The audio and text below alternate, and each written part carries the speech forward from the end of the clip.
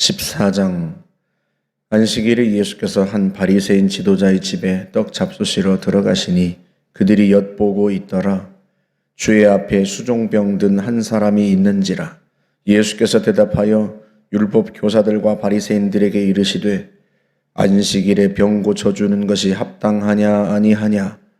그들이 잠잠하거늘 예수께서 그 사람을 데려다가 고쳐 보내시고 또 그들에게 이르시되 너희 중에 누가 그 아들이나 소가 우물에 빠졌으면 안식이라도 곧 끌어내지 않겠느냐 하시니 그들이 이에 대하여 대답하지 못하니라.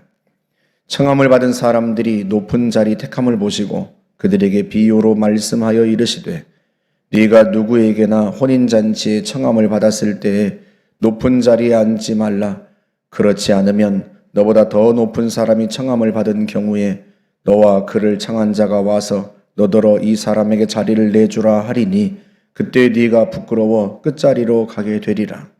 청함을 받았을 때 차라리 가서 끝자리에 앉으라. 그러면 너를 청한 자가 와서 너더러 보시어 올라앉으라 하리니 그때에야 함께 앉은 모든 사람 앞에서 영광이 있으리라. 무릇 자기를 높이는 자는 낮아지고 자기를 낮추는 자는 높아지리라. 또 자기를 청한 자에게 이르시되 네가 점심이나 저녁이나 베풀거든 벗이나 형제나 친척이나 부한 이웃을 청하지 말라. 두렵건대 그 사람들이 너를 도로 청하여 네게 가품이 될까 하노라. 잔치를 베풀거든 차라리 가난한 자들과 몸 불편한 자들과 저는 자들과 맹인들을 청하라. 그리하면 그들이 갚을 것이 없으므로 네게 복이 되리니 이는 의인들의 부활 시에 네가 가품을 받겠음이라 하시더라. 함께 먹는 사람 중에 하나가 이 말씀을 듣고 이르되 무릇 하나님의 나라에서 떡을 먹는 자는 복되도다 하니 이르시되 어떤 사람이 큰 잔치를 베풀고 많은 사람을 청하였더니 잔치할 시각에 그 청하였던 자들에게 종을 보내어 이르되 오소서 모든 것이 준비되었나이다 하매 다 일치하게 사양하여 한 사람은 이르되 나는 밭을 샀음에 아무래도 나가 보아야 하겠으니 청컨대 나를 양해하도록 하라 하고 또 한 사람은 이르되 나는 소 5 겨리를 샀음에 시험하러 가니 청컨대 나를 양해하도록 하라 하고 또 한 사람은 이르되 나는 장가 들었으니 그러므로 가지 못하겠노라 하는지라. 종이 돌아와 주인에게 그대로 고하니 이에 집주인이 노하여 그 종에게 이르되 빨리 시내의 거리와 골목으로 나가서 가난한 자들과 몸 불편한 자들과 맹인들과 저는 자들을 데려오라 하니라. 종이 이르되 주인이여 명하신 대로 하였으되 아직도 자리가 있나이다. 주인이 종에게 이르되 길과 산울타리가로 나가서 사람을 강권하여 데려다가 내 집을 채우라. 내가 너희에게 말하노니 전에 청하였던 그 사람들은 하나도 내 잔치를 맛보지 못하리라 하였다 하시니라. 수많은 무리가 함께 갈새 예수께서 돌이키사 이르시되 무릇 내게 오는 자가 자기 부모와 처자와 형제와 자매와 더욱이 자기 목숨까지 미워하지 아니하면 능히 내 제자가 되지 못하고 누구든지 자기 십자가를 지고 나를 따르지 않는 자도 능히 내 제자가 되지 못하리라. 너희 중에 누가 망대를 세우고자 할진대 자기의 가진 것이 준공하기까지에 족할는지 먼저 앉아 그 비용을 계산하지 아니하겠느냐. 그렇게 아니하여 그 기초만 쌓고 능히 이루지 못하면 보는 자가 다 비웃어 이르되 이 사람이 공사를 시작하고 능히 이루지 못하였다 하리라. 또 어떤 임금이 다른 임금과 싸우러 갈 때 먼저 앉아 1만 명으로서 저 2만 명을 거느리고 오는 자를 대적할 수 있을까 헤아리지 아니하겠느냐. 만일 못할 터이면 그가 아직 멀리 있을 때에 사신을 보내어 화친을 청할지니라. 이와 같이 너희 중에 누구든지 자기의 모든 소유를 버리지 아니하면 능히 내 제자가 되지 못하리라. 소금이 좋은 것이나 소금도 만일 그 맛을 잃으면 무엇으로 짜게 하리요. 땅에도 거름에도 쓸데없어 내버리느니라. 들을 귀가 있는 자는 들을지어다 하시니라. 아멘.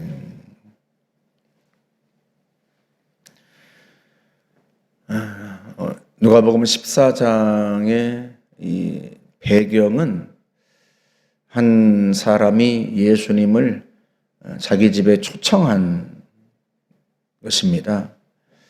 그 초청받은 자리에서 일어난 일들이고 그걸 통해서 주님이 말씀을 하시는데요. 다 말씀드릴 수는 없고 7절 이하에 보면 초청받은 사람들이 다 상석에 앉으려고 해요. 그걸 보고 주님께서 말씀을 하십니다. 어느 자리에 초청을 받아 가거든 상석에 앉지 마라. 왜? 너보다 높은 사람이 초대받아서 오게 되면 주인이 너에게 와서 이 자리는 이분 자리인데요 하고 말하면 네가 자리를 비켜줘야 될 텐데 그러면 네가 부끄럽게 되지 않겠느냐. 그러니 차라리 말석에 가서 앉아라. 그러면 주인이 와서 아니 자리가 준비되어 있는데 왜 여기 앉으세요 하고 너를 일으켜서 상석으로 앉게 할 것이다. 그러면 사람들이 너를 보고 야 저분은 높은 분인가 봐. 그렇게 말하지 않겠느냐. 그러면서 11절에 하시는 말씀 무릇 자기를 높이는 자는 낮아지고 자기를 낮추는 자는 높아지리라. 주님이 말씀하시는 바는 분명해요. 스스로 자기를 높이면서 살지 말라는 거죠. 지금도 아무리 자기 피할 시대라지만 자기를 스스로 높이고 자기를 자랑하면서 살지 마라. 세상 사람들은 다 그렇게 사는지 몰라도 적어도 예수님의 제자라면 낮추라. 왜? 낮추어야 섬길 수 있거든요. 스스로를 높여 놓으면 섬길 수 없어요, 사람들을. 우리가 세상을 섬기는 자로 부름받았는데 그렇다면 자기를 낮추어야 섬길 수 있지 않겠습니까? 게다가 하나님은요, 낮추는 사람을 높이신단 말이죠. 근데 그걸 보여주신 것이 예수님 자신이에요. 며칠 전에도 말씀드렸습니다만 빌립보 2장 5절에서 주님이 말씀하시기를 너희 안에 이 마음을 품으라. 어떤 마음? 곧 그리스도 예수의 마음이니. 주님의 마음을 품으라 하고 사도 바울을 통해서 주님이 말씀하시는데 그 주님의 마음이란 게 무엇인가? 그는 근본 하나님의 본체시나 하나님과 동등됨을 취할 것으로 여기지 아니하시고 오히려 자기를 비워 종의 형체를 가지사 사람들과 같이 되셨고 사람의 모양으로 나타나사 자기를 낮추시고 죽기까지 복종하셨으니 곧 십자가에 죽으심이라. 그는 하나님의 본체이세요. 성삼위 하나님의 한 분이십니다. 삼위일체 하나님이신데 그럼에도 불구하고 자기를 비우고 자기를 낮추셨어요. 피조물의 모양으로 사람의 모양으로 이 땅에 오셨습니다. 왜? 섬기려고.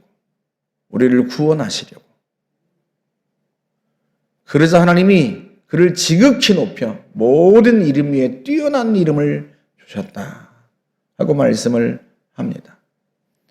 그래서요 24장의 마지막 대목에서도 제자도에 대한 이야기가 나오지만 우리는 제자로 부름받은 사람들이잖아요. 제자로 부름받아 세상을 섬기고 구원하는 사람들인데 그러려면 더더욱 자기를 낮추고 겸손해야 합니다. 내가 나를 높인다고 해서 높아지지도 않고요. 하나님이 높이셔야 높아지는데 그러려면 더더욱 자기를 낮추고 겸손하게 자기를 낮추고 살아야 합니다. 주님이 이 말씀을 하시고 나서 이 초대받은 사람에게 초대한 사람에게 예수님을 초청한 사람에게 이야기를 합니다. 두 번째 이야기인데 네 이웃을 초청할 때 부한 사람이나 네 친척들을 잘 사는 사람들을 초대하지 마라. 네가 잔치를 벌이고 사람을 초대할 때에는 가난한 자들을 초대해라. 왜냐하면 부유한 사람들을 초대하면 그들이 나중에 너에게 갚아줄 것이 아니냐, 갚을 것 아니냐. 그러면 그게 네게 무슨 복이 되겠느냐. 가난한 자들을 초대하면, 가난한 자, 몸 불편한 자, 맹인, 저는 자를 초대하면 그들은 가난해서 너에게 도로 갚아주지 못할 테고, 그러면 그것이 너에게 복이 될 것이다. 왜 그게 복이 되는가? 이는 의인의 부활 시에 너희가 가품을 받겠습니다. 의인의 부활 시에, 다시 말하면 주님이 재림하실 때, 하나님의 나라가 임할 때, 그때 누가 갚아준다는 거예요? 하나님께서. 하나님이 갚으신다는 거예요. 그래서 그게 복이 있다는 거예요. 그러니 식사를 준비하고 잔치를 준비해서 사람들을 초대할 때 가난한 자들을 초대하여라. 그 말씀이에요. 그러면 우리가 식사 준비하고 친구도 초대 못하나? 이런 얘기가 아니라 가난한 사람들을 구제하는 데 힘쓰라. 너희의 관심사가 늘 가난한 사람을 구제하는 데 있어야 한다. 그런 의미예요. 음식을 만들고 잔치를 벌이면 가난한 사람이 생각날 정도로, 그 사람들을 좀 초대해야 되겠다 할 정도로. 여러분, 이미 앞에서 12장에서 주님이 말씀하셨어요. 12장 33절에서 너희 소유를 팔아 구제하여 낡아지지 아니하는 배낭을 만들라. 곧 하늘에 둔 바 다함이 없는 보물이니. 너희 소유를 팔아서 구제하는 데 힘써라. 그러면 네가 낡아지지 않는 배낭을 갖게 되는 것이다. 요즘 말로 표현하면 낡아지지 않는, 없어지지 않는 금고를 하나 갖게 되는 것이다. 어디에 있는 금고? 하늘에 있는, 하나님의 나라에 있는, 없어지지 않는, 다함이 없는 그 보물 상자, 보물 금고를 하나 갖게 되는 것이다. 하나님 우리에게 주시는 대로 우리가 나누면서 살아야 돼요. 이게 지금 주님이 잔치 자리에서 하시는 말씀이에요. 자기를 초대한 주인에게 하시는 말씀입니다. 주님은요, 그 자리에서 앉아서 식사하는 도중에도 가난한 사람들이 생각나는 거예요. 한 끼 제대로 못 먹는 사람들이 생각나는 거예요. 그 정도로 주님의 마음이 가난한 사람들에게 가 있다. 그런 의미입니다. 우리 하나님은요, 자신의 피조물이 이 땅에 살아가면서 먹고 마시는 것 때문에 고통당하는 걸 원치 않으세요. 그래서 서로가 서로를 돌보기를 원하세요. 적어도 성도들은요, 늘 마음속에 하나님 나에게 주시는 대로 내가 가난한 사람들을 돌보고 섬기고 또 구제하리라 하는 그 마음이 항상 있어야 해요. 제가 우리 아이들에게도 그런 얘기를 합니다. 너희들도 나중에 돈을 벌게 되면 항상 구제비를 정기적으로 써라. 정기적으로. 그리고 저희 이야기를 해줍니다. 아빠도 자녀를 셋 키우는데 내 밑에서 자라는 3명의 자녀가 끼니를 굶지 않고 잘 먹고 잘 사는데 그렇지 못한 아이들도 있을까 하여 자녀 수대로 내가 늘 구제비를 보낸다. 제 통장에서 늘 자동이체 되어서 빠져나가요. 굿네이버스와 기아 대책으로 늘 나갑니다. 우리가 늘 먹고 마실 때 그렇지 못한 나의 이웃을 생각하며 살아야 돼요. 하나님은 나를 통해서 또 다른 누군가가 이 땅에 살면서 궁핍하지 않기를 원하세요. 그래서 구제하라 명령하시고 그 구제를 통해서 너희가 하늘에 보물을 쌓아두는 것이다 하고 동기부여를 하시는 거죠. 그 이야기를 듣고 한 사람이 느닷없이 하나님의 나라에서 떡을 먹는 자는 복되도다 그런 얘기를 해요. 의인의 부활 시에 네게 가품이 있을 것이다. 그랬더니 그 얘기를 듣고 하나님의 나라에서 떡을 먹는 자는 복되다 하고 이야기를 합니다. 그러자 주님께서 그 이야기를 듣고 비유를 하나 말씀하세요. 어떤 사람이 큰 잔치를 열었어요. 그래서 사람들을 초대했습니다. 이제 식사가 다 준비되어서 종들을 보내가지고 어서 오십시오. 다 준비되었습니다. 그랬더니 사람들이요 다 사양하고 오지 않는 거죠. 나는 밭을 사서 아무래도 일하러 나가봐야 되겠고, 나는 소를 샀는데 아무래도 시험을 해보러 가야겠고, 내가 장가 들어서 가기가 곤란하고, 다 사양하는 거예요.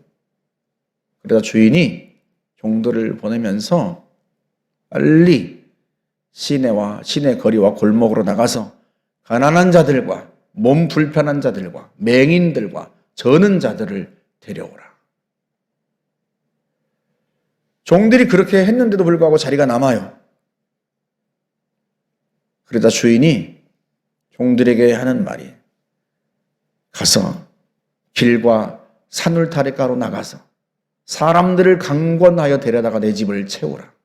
내가 너희에게 말하노니 전에 청하였던 사람들은 하나도 내 잔치를 맛보지 못하리라. 주님이 왜 이 말씀을 하셨어요? 하나님의 나라에서 떡을 먹는 자는 복되다 하는 말씀을 듣고, 그러니까 지금 이 잔치 자리가 무엇을 비유하는 거예요? 하나님의 나라 잔치 자리. 하나님께서 많은 사람들을 하나님 나라 잔치에 초대를 하셨단 말이죠. 그런데 안타깝게도 초대받은 사람들이 오지 않아요. 실제로 예수님의 그 복음을 많은 사람들이 받아들이지 않고, 지금 이 자리가 바리새인 중에 지도자가 예수님을 초청한 거란 말이죠.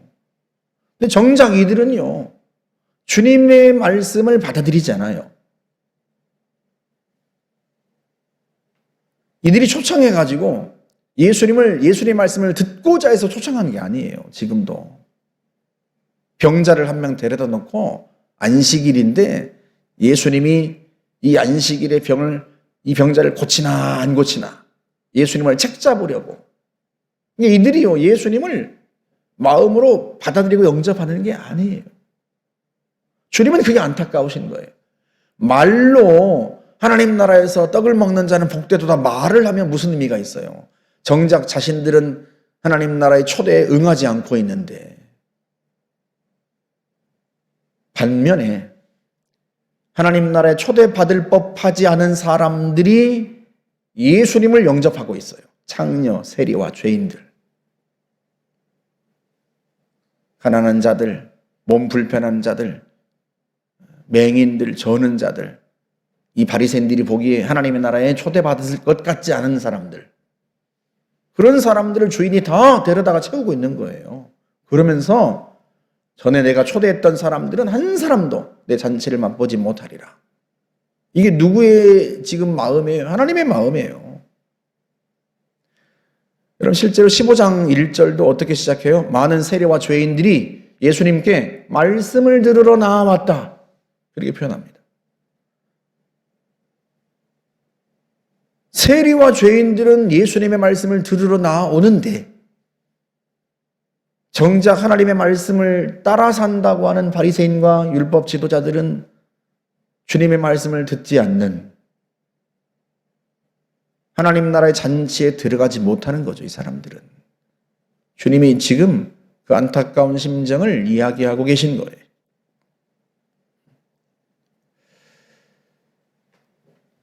그 다음에 제자의 길에 대해서 주님이 이야기를 하시는데,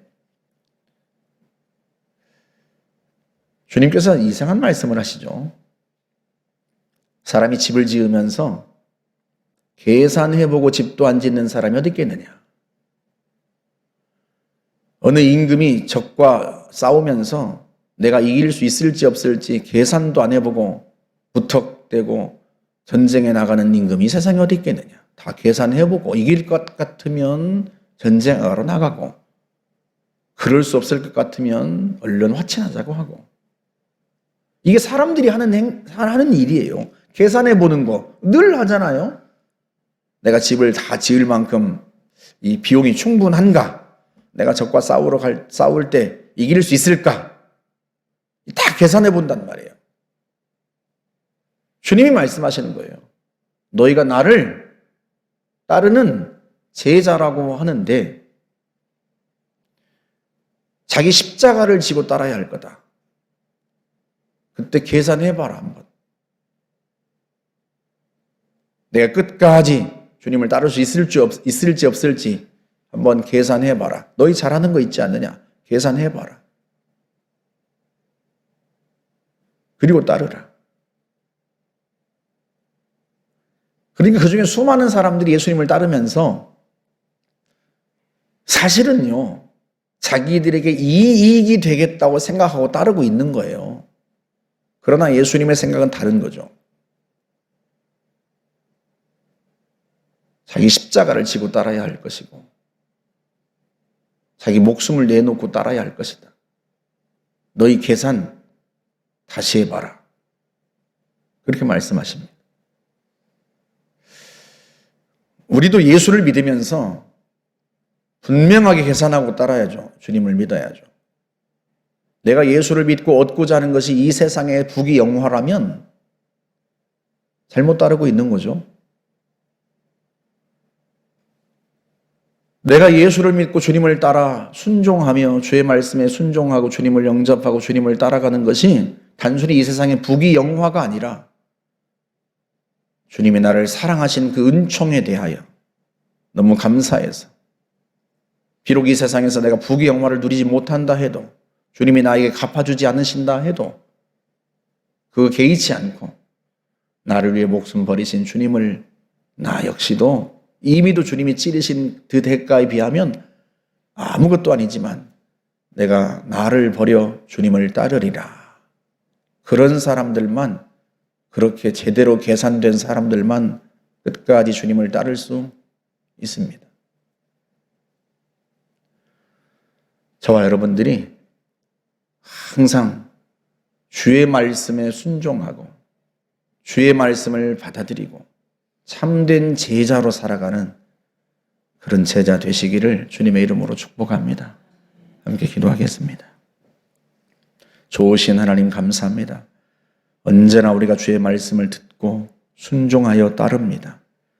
이미도 주께서 우리를 위하여 친히 목숨까지 내어주시고 그 은총과 사랑을 베푸셨기에 그 은혜에 감사하여 하나님 아버지 기꺼이 주님을 따르며 사랑하고 섬깁니다. 주의 말씀을 받아들이고 순종합니다. 좋으신 아버지, 이 땅에 사는 동안 참된 제자로 살아갈 수 있도록 늘 우리를 도와 주옵소서. 예수님의 이름으로 기도하옵나이다. 아멘.